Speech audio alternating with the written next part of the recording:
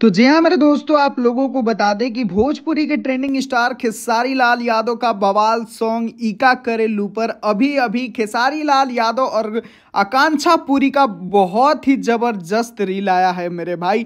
जिस रील को देखने के बाद इस गाने में और चार चांद लग जा रहे हैं, क्योंकि खेसारी भैया और आकांक्षा पुरी जिस तरह से अदा कर रहे हैं कि लोग एकदम फिदा हो गए हैं इस रील को देख के मेरे भाई। स्क्रीन पर आप लोग देख सकते हैं कि खेसारी लाल यादव और आकांक्षा पुरी का जोड़ी कितना बेस्ट लगता है, और उसी पर ये गाना चार चांद लगा दे रहा है मेरे भाई। खैर, आप लोगों को कैसा लगा ये रील, ये तो आप लोग ही बता सकते हैं। तो कमेंट में जल्द से जल्द आइए और आप लोग बताइए कि आकांक्षा पुरी और खेसारी भैया का ये लाल सूट वाला रील मेरे भाई कितना आप लोगों को देखने में मजा आया। वीडियो को लाइक जरूर कीजिएगा, चैनल से नहीं जुड़े होंगे तो देर किस बात की, जल्द से जल्द सब्सक्राइब कीजिए। बहुत ही जल्द बहुत ही बड़ी बड़ी खबरें आपके बीच आने वाली है।